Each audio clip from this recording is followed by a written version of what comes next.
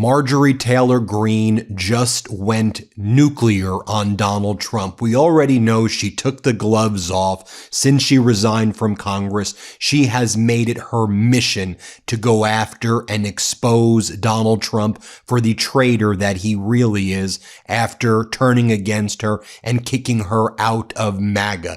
But in the past 24 hours, Marjorie Taylor Greene has really put the dagger in. She's put the screws in and she's twisted it. She went on a number of podcasts in the past 24 hours and she said stuff she's frankly never said before. And you can see that as we know this vote in Virginia just took place where the yes vote won, and we're seeing across the country Democrats overperforming the yes vote referendum, making Virginia a 10-1 Democratic congressional versus Republican congressional makeup. You have Marjorie Taylor Greene saying, "I told you so. I told you this was going to happen." Let me just share with you her message and let me show you these appearances she just made on these right-wing podcasts or these more libertarian-like podcasts, and you can judge for yourself what took place. So Marjorie Taylor Greene posts the following message. Virginia just voted to redraw House district lines, taking their state from 6 Democrats, 5 Republicans to 10 Democrats, 1 Republican, eliminating 4 Republican seats just by redrawing the map. A once red state is turning into one of the bluest states because people don't want to support Republicans now. Trump betraying the America First wing of MAGA is going to have devastating consequences in the midterms. I've been warning about this all along.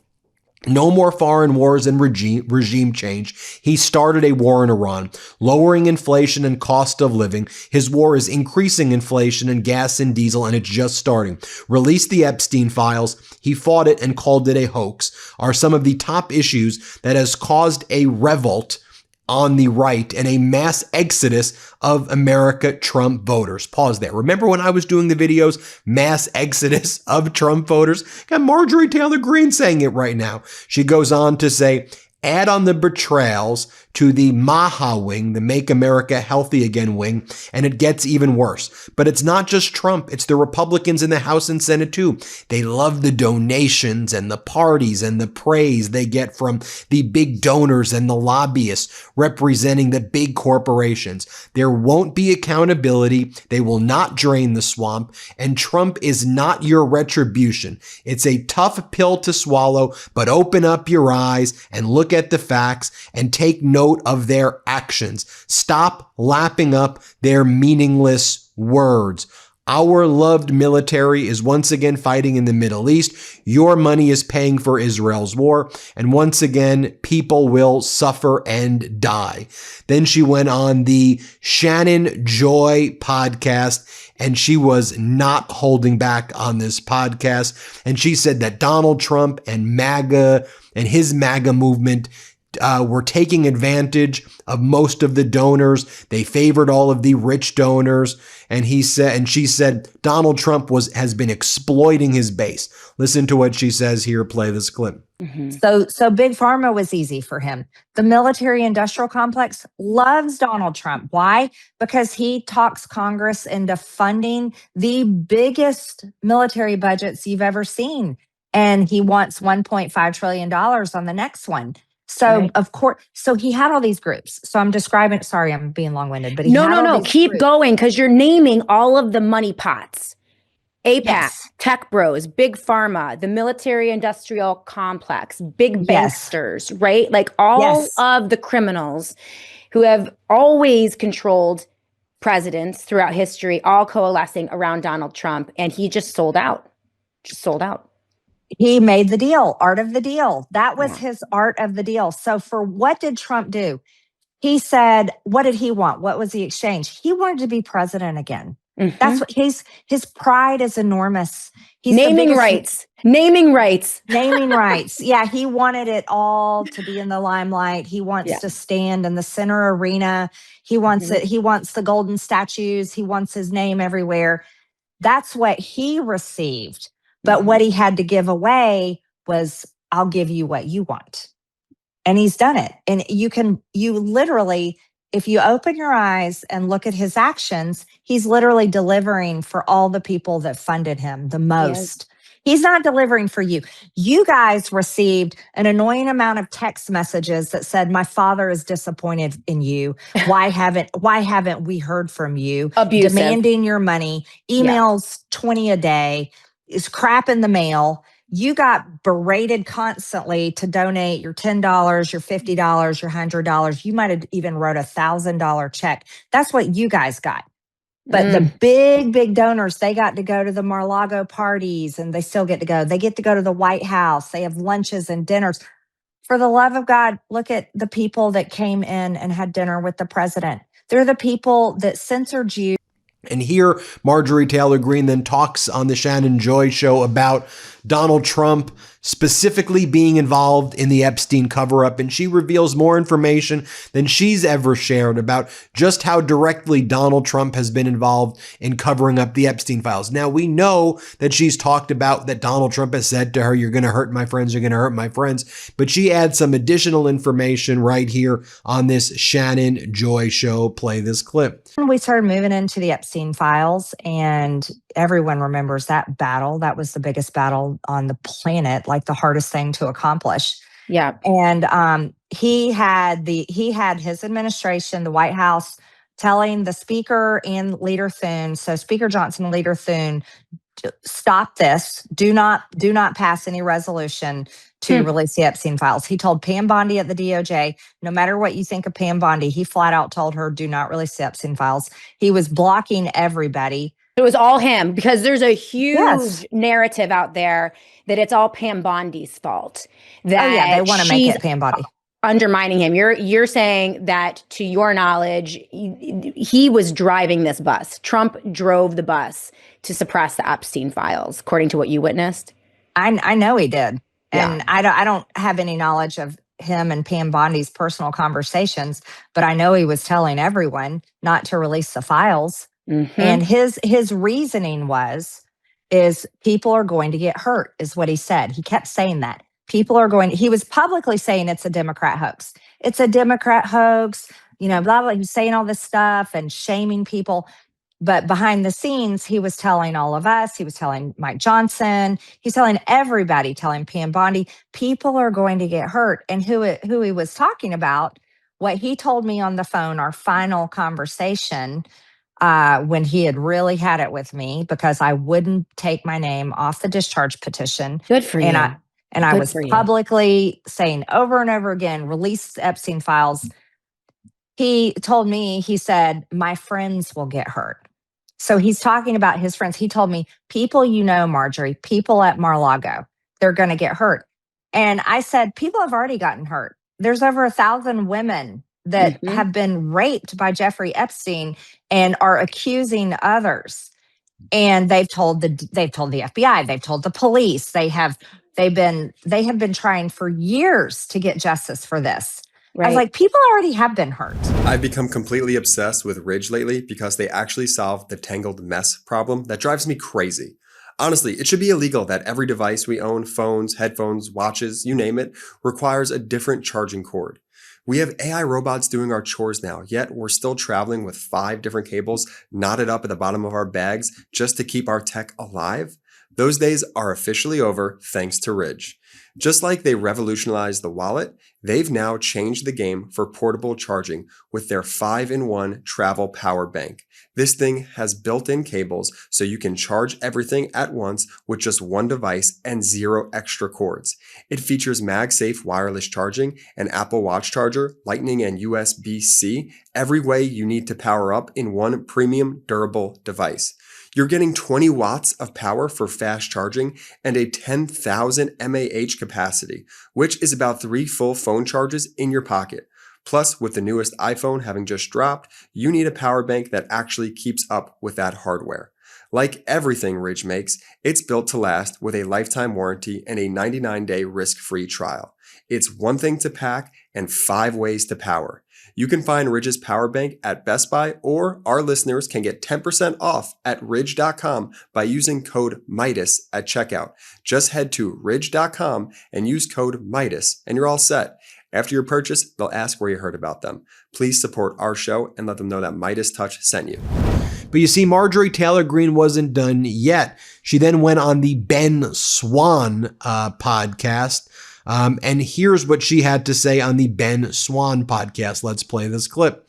And not one Republican defended me. Not one came out and said, Mr. President, she's actually fought for you. You shouldn't primary her. You shouldn't want to destroy her. Yeah. I mean, when you're saying you're going to destroy someone, it's the same type language he used when he said he wanted to kill an entire civilization of people. He wanted to destroy them. He wanted to destroy me.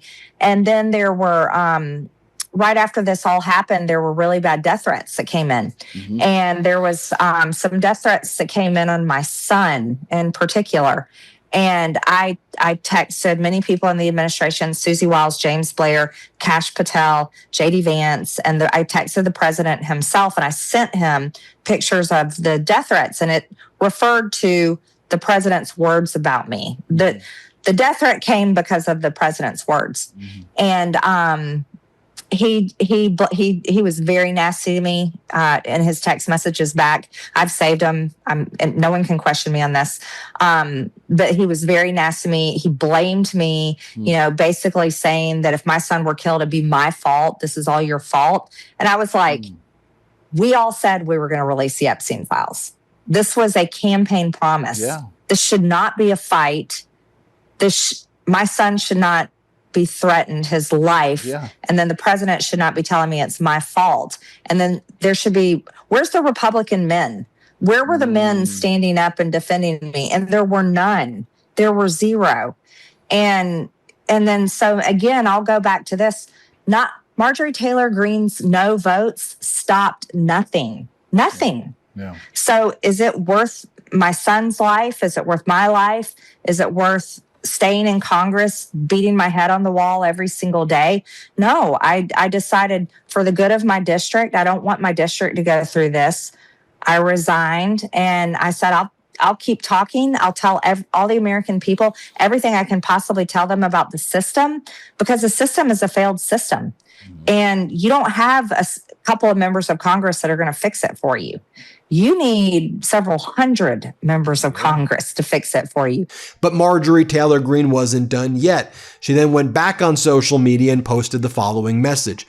The U.S. government has to refund $166 billion in tariffs, plus interest. Trump said he would be paying America checks from tariffs, and eventually it would even replace the income tax. So now, not only are you not getting your Doge checks after he canceled Doge, you're not getting tariff checks and paying the interest back on tariffs collected. And you are also paying $2 billion a day for Trump and Netanyahu's war in Iran.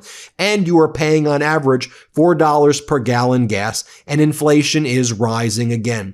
The lack of humility and understanding the struggle of regular Americans is astounding to me. Trump and his lackeys demand the loyalty and name call and bully, yet Americans struggle more and more. She then posts the Kobayashi letter right here, which is showing a lot of market manipulation taking place, where they say, look, is this the best time trade of 2026? Yesterday at 8:24 a.m. Eastern Time, oil traders bought nearly $800 million worth of oil shorts. Just 21 minutes later, Iran's Foreign Minister Araghchi said the Strait of Hormuz is declared completely open, although he didn't say completely open. But that was from the end of last week. Marjorie Taylor Greene writes, who keeps making these trades? There needs to be an investigation. She also then reposts the following exchange of Tucker Carlson talking about her. Let's play this clip right here. Of course, he turned on Marjorie Taylor Greene, who I think of all the elected members of Congress represents in sincere, hardworking fashion what it meant to be a not Trump fan, but a Trump lieutenant. I mean, this was someone who was inspired by Donald Trump and Donald Trump's program to leave her successful business, run for Congress, and thank God for her, because she got there and discovered what a captured institution it is, how flawed the individuals there are, how hostile they are to the American people who put them there, and specifically the Republican voters who put them there. And then to see Trump turn on her and treat her the way that he treated her was, you know, she's an individual and she's tough and she can handle it. But that kind of like repetitive, crazy disloyalty, and to treat someone who had actually put themselves to hard work to great effect was unforgivable, I thought. That's when I really started. She texted Trump and she said, my son is getting threats because I've disagreed with you on the Epstein files. And Trump responded to her by text message and said, he deserves it. It's your fault. People are threatening the kid's life. And Trump says, no. You brought this on him. It's on you. That's disgusting.